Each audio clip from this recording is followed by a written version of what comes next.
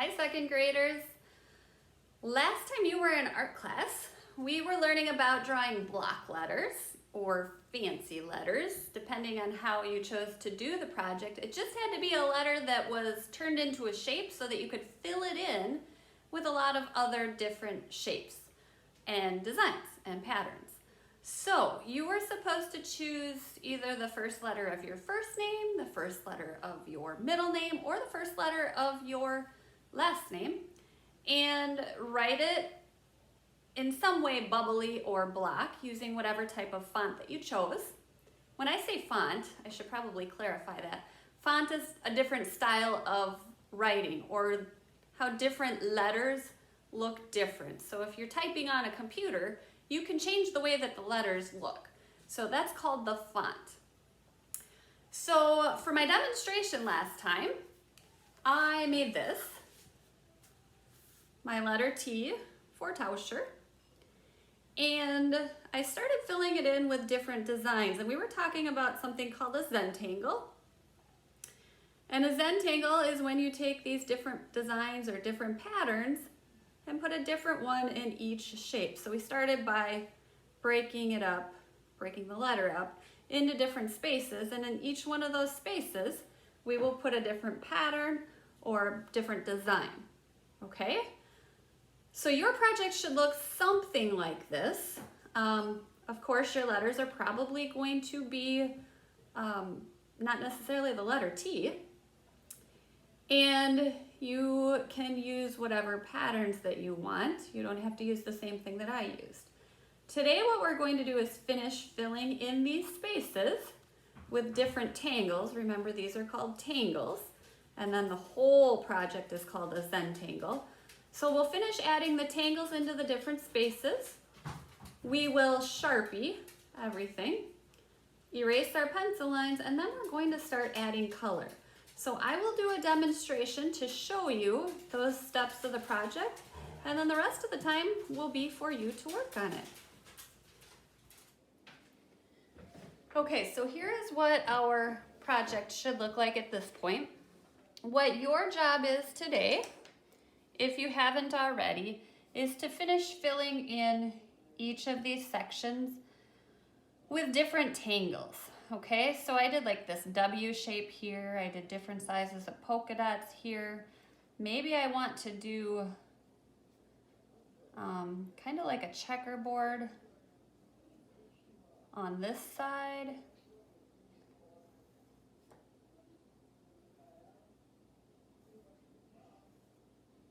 Okay, and then I can continue on and finish these spaces as well.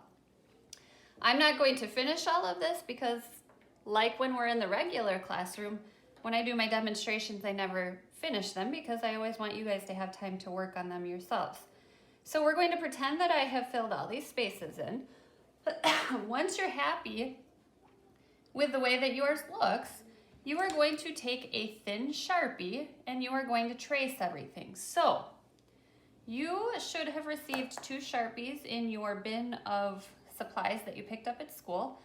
This one right here that has the flat top on the lid, this is the thin one. This is the one that I would like you to use. This is the thick one, and you're just gonna set this aside because we won't use it for this project. So you will trace the outline of your letter, and you really want to take your time so that you don't make mistakes.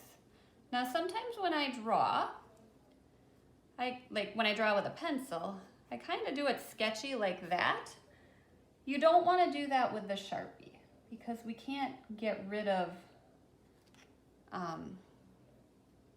the sketchiness of that. You just want nice smooth lines when you do it with the Sharpie, just like I'm doing here.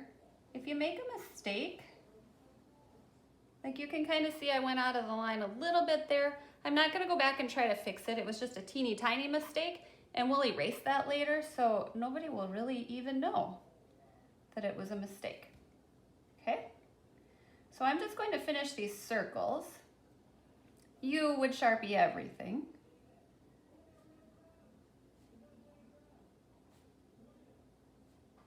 So it now looks like this. Now, one thing about the Sharpies, this should last you till we go back to school, especially if we go back in the beginning of October. I sure hope we do. But this should last you that long. It should last you a lot longer than that actually. But if you look at the tip, and I don't know how well you can see it in the video, the tips are very pointy. If you push hard on them, they will bend right over and you're not really going to be able to use it anymore, okay?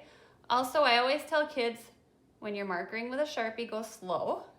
It markers and makes the line so much darker.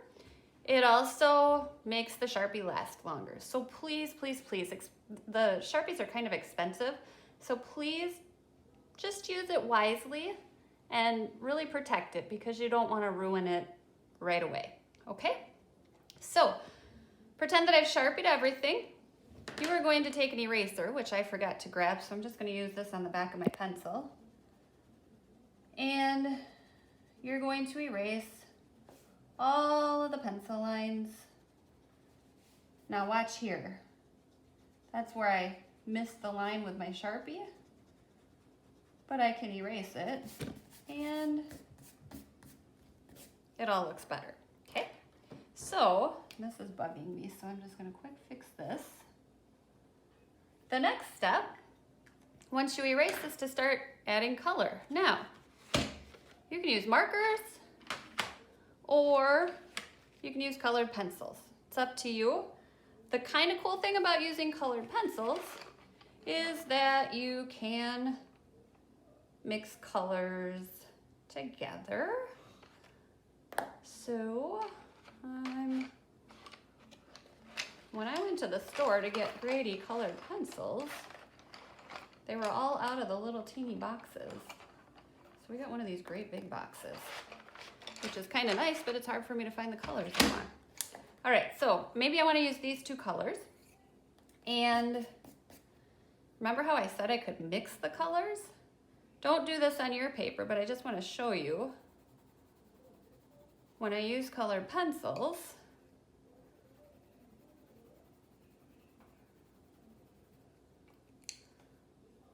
I can kind of bring my turquoisey color into my purple and my purple into my turquoise, and it makes kind of a third color, which is kind of cool. Now, if you want to do that, you go right ahead. If you don't want to do that, that's okay. It's not a requirement for this project, okay? But that's one of the cool things that you can do with colored pencils that you can't really do with markers, at least not this type of, like the Crayola type of markers, okay? Otherwise, what you can do is start coloring your designs in.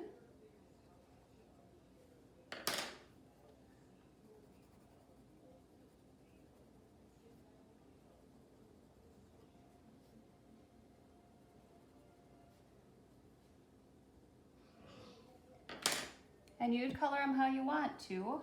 The only thing that I want to make sure you don't do is just take one color and color over your whole design.